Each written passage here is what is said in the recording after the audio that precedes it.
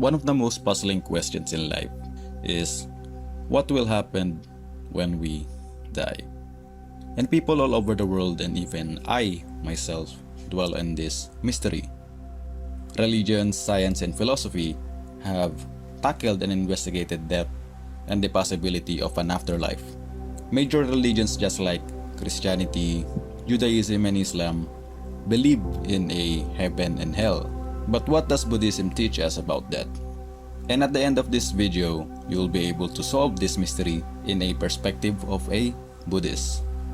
In major religions, the mystery and vagueness of death has caused the subject of death being a taboo topic. But in Buddhism, it deals with death head-on, frank, and in a very detailed way. The Buddha describes death, the greatest of all teachers, and we must contemplate about death always because death is a certain part of our lives. And also the uncertainty of when we will die is also a great reason to contemplate. This heightened awareness of death leads to a greater appreciation of every precious moment of our lives. That we do not live once, we live every day, we only die once. In Tibetan Buddhism, a Buddhist scholar, Atisha, said that if a person is unaware of death, their meditation will have little power. In other words, failure to accept death will also lead to a failure in accepting life, because death is the main manifestation of impermanence, which is also called anicca in Sanskrit. Anicca or impermanence is one of the three marks of existence. Dukkha is discontentedness, dissatisfaction, or suffering. Anatta is non-self, that there is no permanent, unchanging self or essence. Impermanence, discontentedness, and non-self are the characteristics that is most common in life. And death is the main representation of impermanence. A head-on example of death in Tibetan Buddhism is the contemplation and the truths about death as follows. Death is inevitable. Our lifespan is decreasing continuously. Death will come whether we are prepared or not. Human life expectancy is uncertain. There are many causes of death. The human body is fragile and vulnerable. At the time of our death, our material resources are not of use to us. Our loved ones cannot keep us from death. Our own body cannot help us at the time of our death. These truths give Buddhist awareness and diligence of death, and we must practice this through meditation. And a meditation practice that is focused on visualization and contemplation of death is called Maranasati. Mara means death and Sati means mindfulness. The understanding of death is essential to Buddhists because it helps us understand life. Death gives life meaning.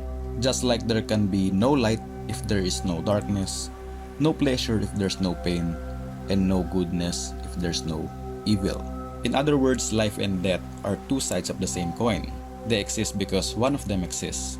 Just like the process of buying and selling, there can be no transaction of buying if there's no one selling, which means dying is as important as living and death is as important as being born. They are inseparable and the other makes them whole. Therefore, we should not be afraid of death because death is just a continuation. And if we observe ourselves, life and death is always taking place. 1 million cells in our body die every second because the old, broken, and ill cells must be taken away to give rise to new ones. Which means if there is no death, there is no birth. The two coexist with each other. And if we gain more insight about birth and death, if we further investigate, inquire, and meditate, we will be liberated by the concepts of birth and death.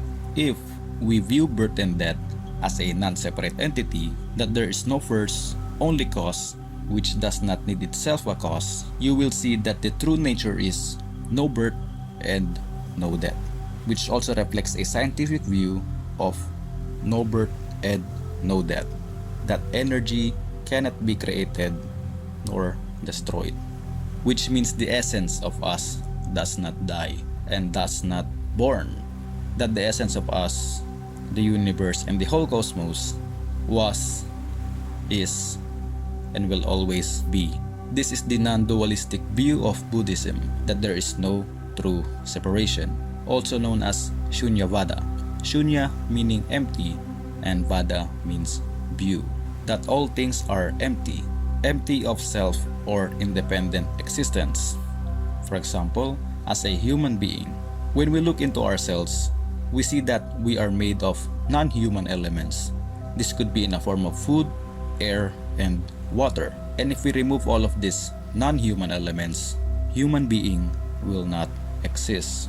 Therefore, a human cannot independently live by itself, and in order for him to become whole, he needs non-human elements. Meaning, a human being is empty of a self. That being empty makes him whole. An observance of life in a non-dualistic view will bring liberation from the concepts of birth and death. That the stars, trees, and animals, matter and energy are all connected. That there is no separation, which means no birth and no death. There is only transformation. Therefore, transformation is real and birth and death are just concepts and illusions. I is not the body. The body is like a cup. I is the tea from a water that gives life. I disappear, but I do not die. I became a cloud. The cloud disappears, then I became the rain. I nourish the tea plant, and I become the tea. Meaning, there is no birth and death, only transformation. When you think something has vanished, look closely. That something is still there, but in another form. All self are made of non-self elements. I am not the dancer. I am the dance. I am not the singer. I am the song. I am not the lover. I am the love. Everything in life is impermanent, and if you think the other person in your life is going to be there forever, that is not true. That person in your life is impermanent just like you. So if you can do something to make that other person happy, do it right now. Anything you can say or do to make him or her happy, do it now, because it's now or never.